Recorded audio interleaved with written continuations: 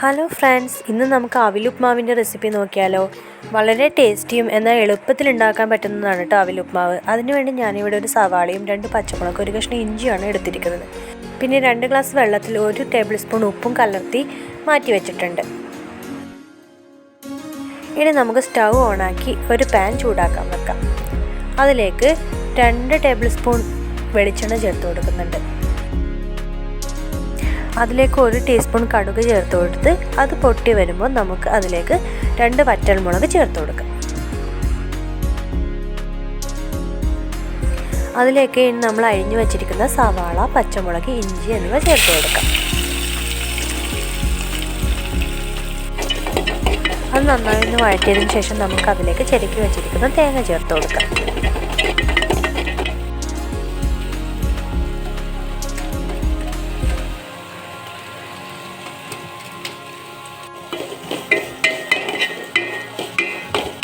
പിന്നെ നമ്മൾ ഉണ്ടാക്കി വെച്ചിരിക്കുന്ന ഉപ്പ് വെള്ളത്തിൻ്റെ അകത്ത് ആവശ്യത്തിനുള്ള അവിൽ ചേർത്ത് കൊടുത്ത് നന്നായി ഒന്ന് പിഴിഞ്ഞ് ഇതിലേക്ക് ഇട്ട് കൊടുക്കാം.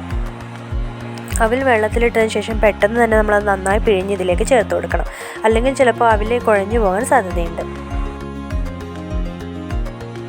ഇനി നമുക്ക് നന്നായി ഇതൊന്ന് മിക്സ് ചെയ്തെടുക്കാം.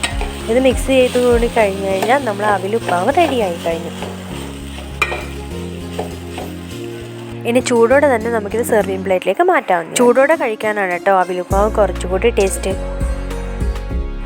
എൻ്റെ ഈസി റെസിപ്പി എല്ലാവർക്കും ഇഷ്ടമായെങ്കിൽ എല്ലാവരും വീട്ടിലിത് ട്രൈ ചെയ്ത് നോക്കണേ. ഇതുപോലുള്ള ഈസി റെസിപ്പികൾക്കായി പ്ലീസ് ലൈക്ക് ആൻഡ് സബ്സ്ക്രൈബ്.